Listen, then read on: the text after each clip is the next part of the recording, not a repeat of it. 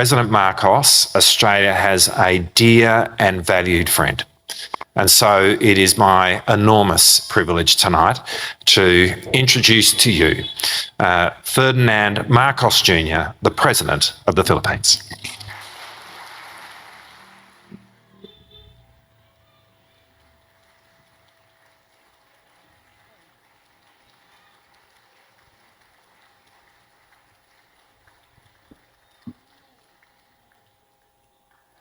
Well, thank you very much to the Deputy Prime Minister and Minister of Defense, the Honourable Richard Marles, for his very kind introduction.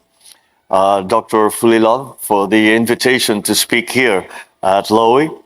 The Minister for Trade and Tourism Senator, the Honourable Don Farrell. The Senator, the Honourable Simon Birmingham, Shadow Foreign Minister. Secretary Manalo, Ambassador de la Vega, and the friends at the Lowy Institute, distinguished guests, ladies and gentlemen, good afternoon. I thank the Lowy Institute for this opportunity to share my views on the Philippines' perspective on these so-called great power rivalries and to speak to some of the brightest strategic minds in Australia, a country that the Philippines holds in high regard. The Philippines and Australia are maritime democracies bound by meaningful commonalities. As the oldest democracies in the Pacific, our respective strategic perspectives and actions are grounded in our shared values. As pioneers of the post-war international order, we have an enduring commitment to upholding the rule of law, justice, and equity in international affairs. When I addressed the Parliament of Australia last week, I had the opportunity to reflect upon our shared history, our present bonds, and our common aspirations for the future. Our respective histories and identities and our similar but separate perspectives demonstrate that there exists in the region, and indeed across the world, a multiplicity of actors, each with its own distinct interests and aspirations. The Lowy Institute understands this, having devoted much energy to discerning the multiple strategic calculations that motivate the various actors in this region and to measure the capabilities through the Asia Power Index. But this does not seem to be clear to all. There are those who continue to see regional development solely from the narrow prism of great power rivalries. There are those who reduce these developments for a regional digression towards outdated Cold War paradigms. And there are those who see in these developments a potential return to the hierarchical international system of centuries past. The Philippines, of course, understands that widening geopolitical polarities around the world and the sharpening strategic competition between the People's Republic of China and the United States of America have become a reality permeating the regional strategic environment. But we caution against overemphasizing this reality. Such undue emphasis tends to subsume the legitimate rights and interests of countries like the Philippines, Australia, and other ASEAN member states into the interests of the so-called major countries, as if we are mere pawns with no strategic agency. It also obscures our judgment. It distracts us from calling out aggressive, unilateral, illegal, and unlawful actions for what they are: attacks against the rule of international law and the principles of the Charter of the United Nations. Indeed, there are those who sometimes justify such provocations under the pretext of geopolitics and mischaracterize the remedies availed of by the aggrieved as mere tactics in this grand strategic game. If we are to successfully navigate the treacherous waters brought about by this recent geopolitical flux, we need to clarify and we need to have foresight. The future of this region will be shaped not by one or two, but by many actors, and they will each demand that their voices be heard individually and collectively as indeed they should be. Thus, the Philippines begins any conversation regarding great power competition with a strong rejection of any subordination of our distinct national interests and denial of our sovereignty and strategic agency.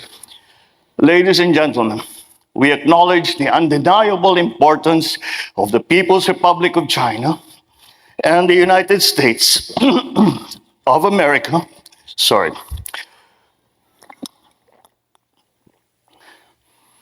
to the security situation and the economic evolution of this region and of the world. We must deal with both of them constructively. Along with Australia, the Philippines is the oldest treaty ally of the United States in Asia. We forged this alliance by our own choice, and we continue to strengthen it by our own choice. Our alliance has been a pillar of regional stability for decades, and we all need for it to continue to be a force for good in the coming years. It is rooted in a long history, built upon shared values and strengthened by mutual respect as equal and sovereign partners.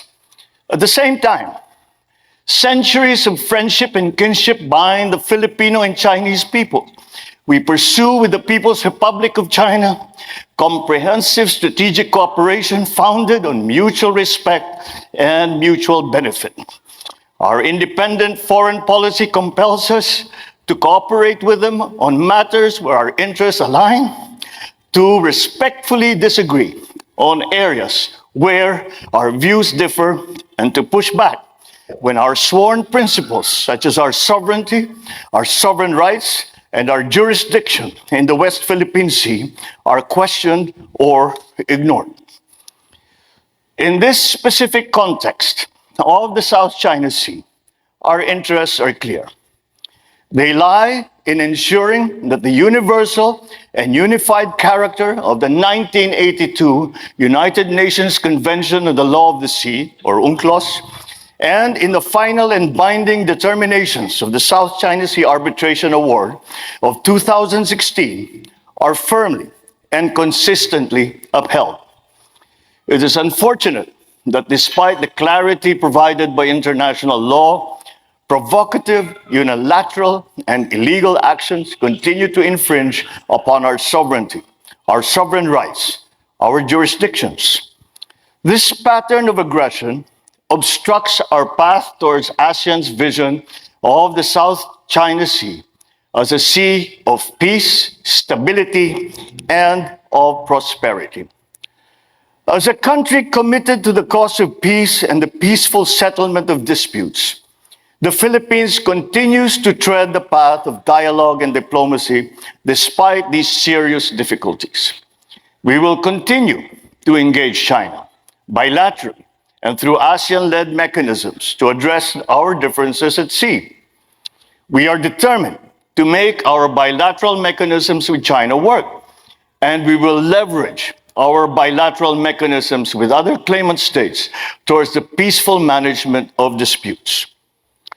Our adherence to the 2002 ASEAN-China Declaration on the Conduct of Parties in the South China Sea remains steadfast, and so is our commitment to working with ASEAN and China towards an effective and substantive code of conduct that finds its moorings in UNCLOS and respects the interests of all stakeholders, including Australia. And yet, these efforts are not pursued in a vacuum. A conducive environment where tensions are effectively managed is crucial to the success of the COC negotiations. We shall never surrender even a square inch of our territory and our maritime jurisdiction. In this regard, we are upgrading the capabilities of our Coast Guard, pursuing the modernization of our armed forces, and earlier this year, I approved the updated acquisition plan of the armed forces of the Philippines called Re-Horizon 3, in line with our comprehensive archipelagic defense concept. Our forces must be able to guarantee, to the fullest extent possible, Filipino nationals, Philippine corporations, and those authorized by the Philippine government, unimpeded and peaceful exploration and exploitation of all natural resources in areas where we have jurisdiction, including and especially our exclusive economic zone, in accordance with international law. Philippine agencies, forces, and institutions are working to strengthen our capabilities. We are on the front line of international efforts to preserve, defend, and uphold the rules-based international order, the same platform from which the post-war Asian economic miracles took off, and upon which the continued prosperity of countries like Australia relies. Ladies and gentlemen, we in the Indo-Pacific cannot ignore the existential impact of great power rivalries upon the survival of our peoples and our communities. Amidst the alarming reversal of the historic trend of decreasing nuclear stockpiles in the region, we must remember that the tragic humanitarian consequences of nuclear weapons use were borne by peoples of this region, the Hibakusha of Hiroshima and Nagasaki, and the victims of nuclear tests in the Pacific. It is time to bring Indo-Pacific issues to the fore of global conversations on nuclear disarmament. The People's Republic of China and the United States must engage in meaningful dialogue to maintain strategic stability and to limit any nuclear arms buildup. The Philippines and Australia, along with Japan, are at the forefront of efforts to reduce nuclear risks in the region. These nuclear risks demonstrate the need for great powers to manage their strategic competition in a responsible manner. We in the Indo-Pacific must ensure that great powers do not treat the world as an arena for their competition. The pursuit of the great powers' respective strategic goals must never come at the expense of the interests of smaller states, nor of regional and international peace. At the same time, we must also put things into their proper perspective. Great power rivalries constitute only one of several storms that render turbulent the waters that confront humanity's common journey at this crucial juncture. In addition to widening geopolitical polarities and sharpening strategic competitions, we are also confronted with uncertainties posed by transformative technologies and the existential threat of climate change, even as persistent inequities and inequalities within and among our nations remain unresolved. Amidst challenging global tides, we remain convinced that the only ballast stabilizing our common vessel is the rules-based international order. The Philippines and Australia, along with many other nations, fought a world war to build this rules-based architecture and have painstakingly reinforced this architecture one brick at a time throughout the last century, from the onset and through the aftermath of the Cold War. So for the Philippines, our continuing commitment to this architecture reflects our history of upholding human dignity and promoting peace, and is premised on four strategic considerations. First, this rules-based order is the best guarantee for the sovereignty equality of all states, regardless of size. Second, the predictability and stability that it engenders provides an enabling environment for us to pursue our national ambition, that every Filipino should have a stable, secure, and comfortable life by 2040. Third, it provides a credible legal regime that guarantees just and equitable access by all states to the global commons and to all frontiers that could lead to sustainable development. This includes the high seas, outer space, cyberspace, as well as peaceful uses of science and technologies. Fourth, it enables states to galvanize effective international action to confront challenges that no one nation can successfully tackle on their own, including the existential threat of climate change and the uncertainties posed by the as yet unrealized transformative technologies that are becoming available to us. To safeguard these four enablers of global peace and development, we need to build resilience. We need resilient diplomatic and global governance and governance structures that can withstand geopolitical shocks. These structures must be grounded in international law, in which all nations seek balance and strength. They must remain credible providers of global goods and meaningful venues for nations to pursue common ground and decisive and equitable solutions to global and regional problems. At the international level, building such resilience entails continued engagement and active leadership by middle powers that have the capacity to reach across political and ideological lines, forge genuine consensus, and lead credible efforts towards decisive multilateral solutions. At the regional level, this means continued centrality of ASEAN in the regional architecture and active engagement by all stakeholders in ASEAN-led mechanisms. We must also build economic resilience against future uncertainties. We need to ensure that our economies remain powerful tools that positively shape the lives of our people and ensure the sustainability of the planet. We expect Australia's Southeast Asia Economic Strategy to 2040 that will build on the new ASEAN-Australia-New Zealand Free Trade Agreement and the Regional Comprehensive Economic Partnership. We welcome with growing interest in Australia to pursue investment opportunities in the Philippines, which is projected to lead ASEAN's growth this year, having managed to outpace major Asian economies with a solid growth rate of 5.6% last year. At the heart of regional economic progress lies economic interdependence. As nations engage in mutually beneficial trade and investment, they become stakeholders in each other's success. Yet, the Philippines also understands concerns regarding the strategic risks that integration entails. So amidst talks of decoupling and de-risking, what we seek is resilience to such risks. I am therefore of the view that securing strategic sectors and critical infrastructure is critical to our security and our development. Securing our nations entails securing our economies and enhancing the resilience of our supply chains.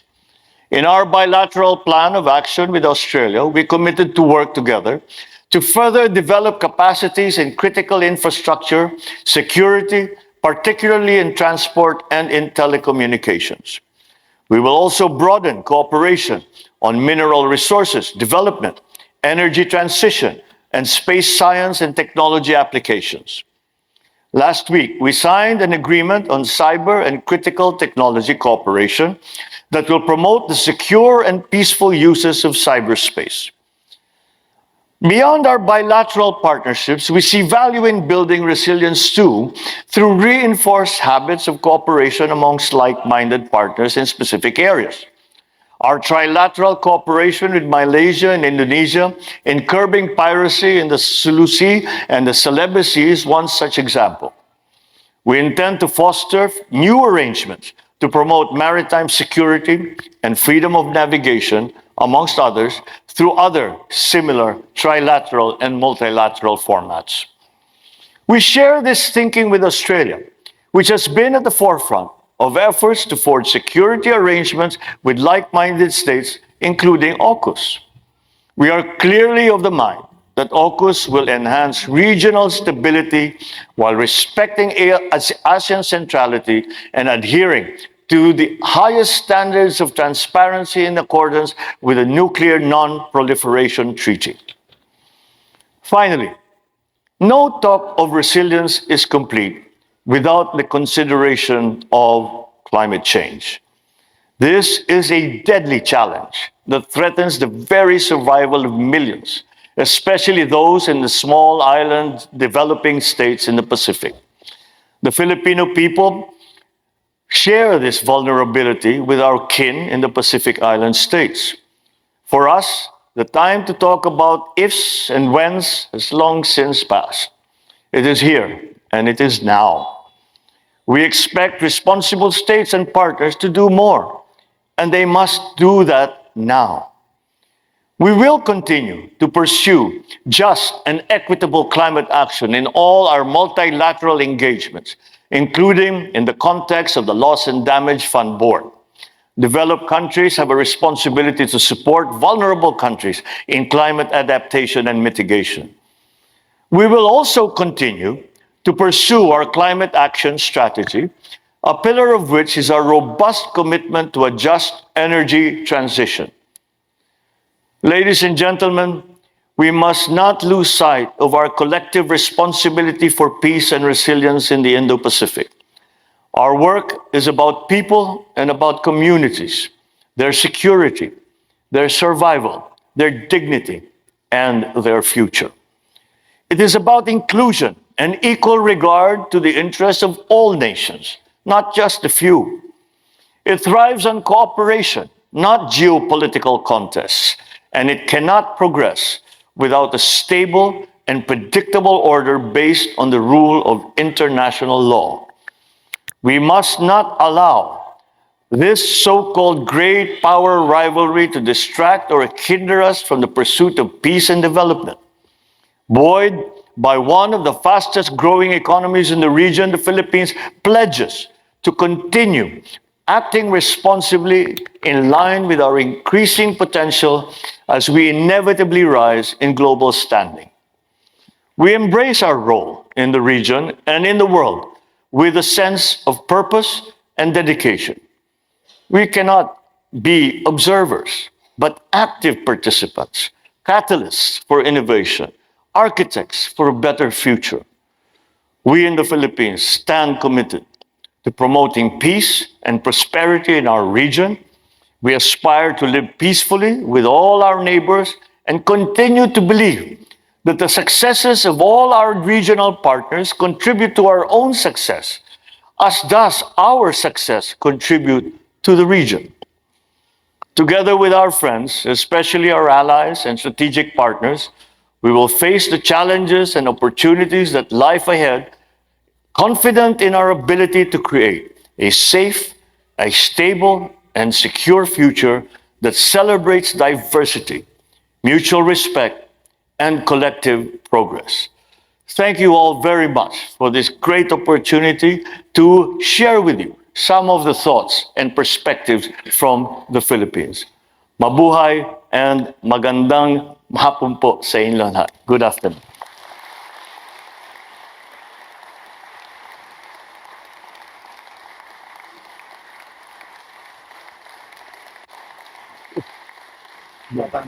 Thank you. Oh, we're here.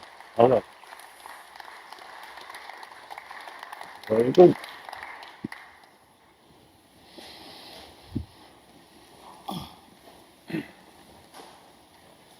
Well, Mr. President, thank you very much. Thank you for first of all, thank you for paying the audience the compliment of giving a speech that was substantive, that was direct, and that was memorable, and a speech that will be closely read in capitals around the world. Thank you for plugging the Asia Power Index. My colleagues at the Lowy Institute appreciate that. And thank you for agreeing to take some questions from me and also from our audience. Let me start by asking you about the theme of sovereignty and territorial integrity.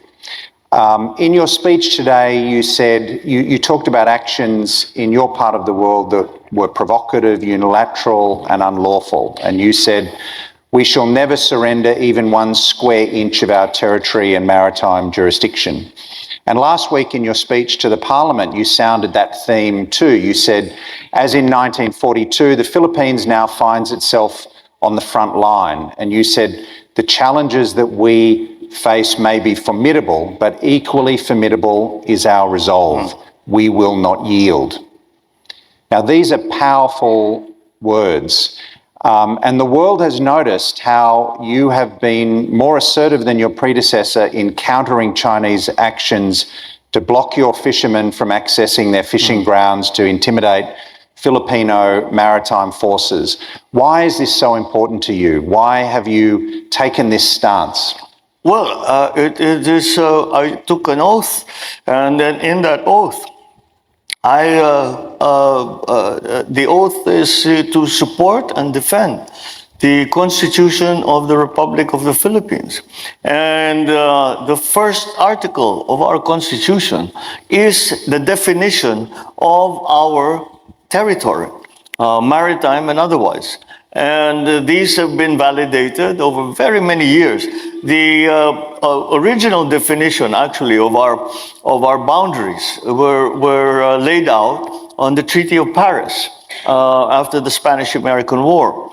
And since then, we have been that definition, if you want to call it that, has been validated by many actions by, for example, the United States, by UNCLOS, and the baselines agreement that we have had, and it has been recognized as the sovereign territory of the Philippines. And therefore, it was not, in my view, when I came into office, we simply have no choice. We must defend the territory of the Republic. And that is a primordial duty of a leader. And that's why we have taken a very strong position in that we cannot allow a unilateral decision made by some foreign capital far away to somehow amend or to change those definitions in terms of our territory. So we will do whatever it takes to maintain that situation, wherein it is very, very clear that the territorial integrity of the Philippines cannot be threatened. And if threats are made, then we must defend against those threats. And it's for me, it's almost as I said, it wasn't a matter of policy choice. It is the duty that I took on when I came into office, and I continue to see it that way. And I think that every Filipino sees it that way, and they depend and they expect their leaders to fulfill that duty, to be true to their oath, to defend the Republic and its territory and its people.